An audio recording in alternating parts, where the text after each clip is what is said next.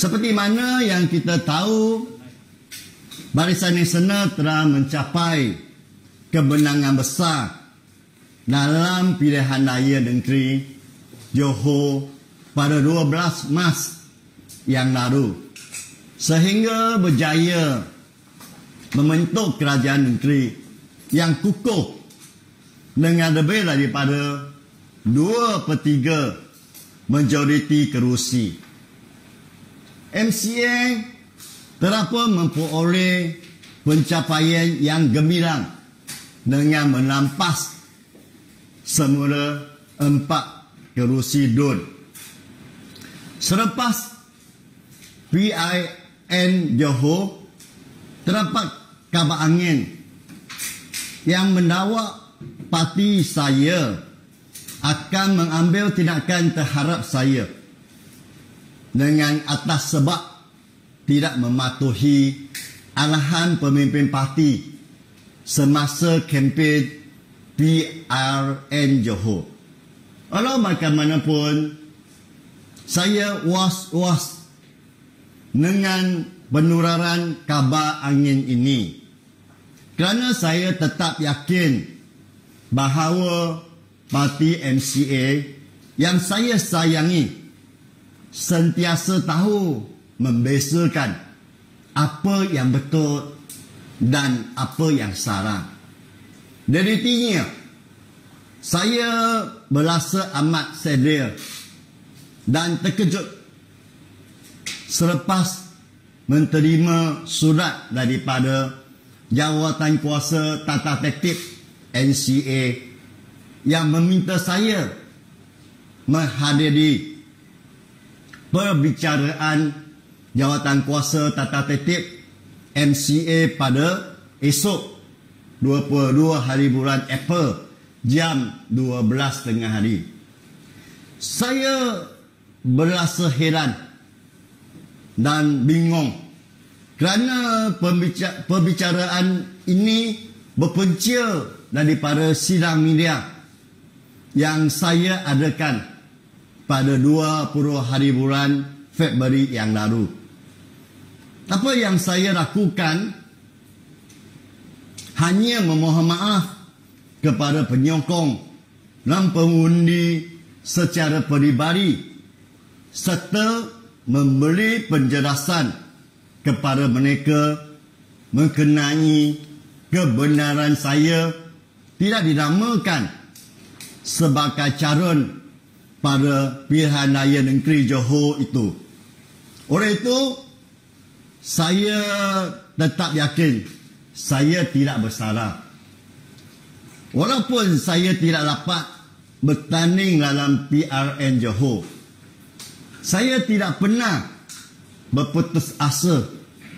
Malah, saya memberi sokongan penuh hati dan membantu calon-calon Barisan Nasional di Pontian sepanjang tempoh berkempen dan sebagai sebahagian daripada Barisan Nasional, saya dapat menyumbang kepada kemenangan besar calon-calon Barisan Nasional.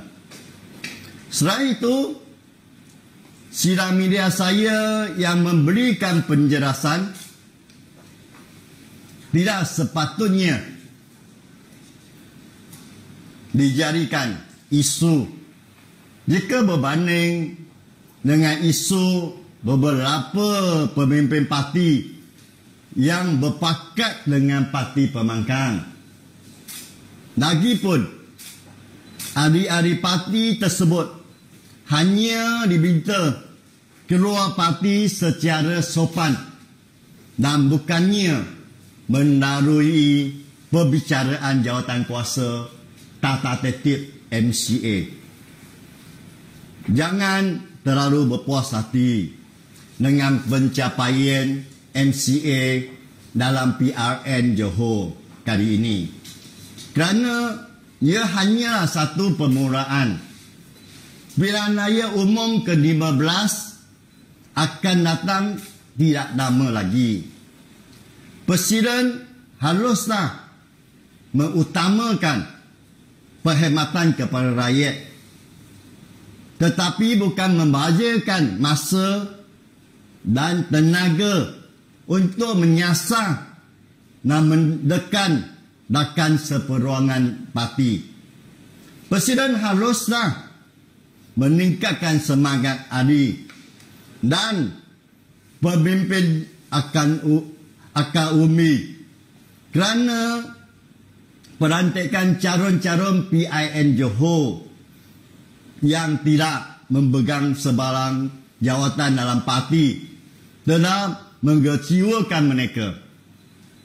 Selaku Menteri Pengangkutan, cara-cara Presiden menghadapi isu masyarakat memang sama seperti apa yang dinyatakan oleh bekas Presiden MCA, Tan Sri Dr. Chua Sui Rit. Beliau suka mengelakkan daripada masalah. Elak sana, elak sini, tanya A, jawab soalan B. Itulah cara beliau. Dan apabila menghadapi isu yang besar, beliau hanya mampu menjawab, setiap orang mempunyai ibu bapa. Jangan melepaskan kemarahan pada Wee Ka Siong. Rakyat memberi sokongan kepada kita untuk memilih pemimpin yang berani menghadapi dan menyelesaikan masalah rakyat. Bukannya pemimpin yang hanya pandai bercakap dan mengabaikan tanggungjawabnya. Kemungkinannya Presiden bukan anak Johor dan tidak faham budaya bangsa Johor. Maka adalah wajar beliau tidak suka dengan cara saya. Tapi sekarang saya bukan lagi wakil rakyat, kosong nori, tak ada jawatan dan tidak memegang sebarang jawatan penting dalam parti. Saya tak penting sekarang, so tak penting. Tak ada jawatan, tak ada padang, tak ada pistol, semua tak ada. Betulkah Presiden berhasrat untuk membuang saya dari parti? Betulkah Presiden ingin melucutkan kearian biasa saya yang kini melupakan satu-satunya hubungan saya dengan parti? Oleh itu, saya rasa Presiden yang mempunyai kuasa mutlak dan tidak mendengar suara hati ahli, tidak wajar memaksa dan menyusahkan dagang seperorangan parti. Sebaliknya, beliau harus sentiasa menggetuai parti untuk menghadapi kesusahan dan menggembarikan kegemilangan parti. Di sini saya ingin menggunakan kenyataan Presiden yang baru-baru ini untuk memberitahu beliau jangan melepaskan kemarahan pada Lee Siew Keong, kerana perbuatan ini tidak membawa sebarang kebaikan kepada parti dan kita semua.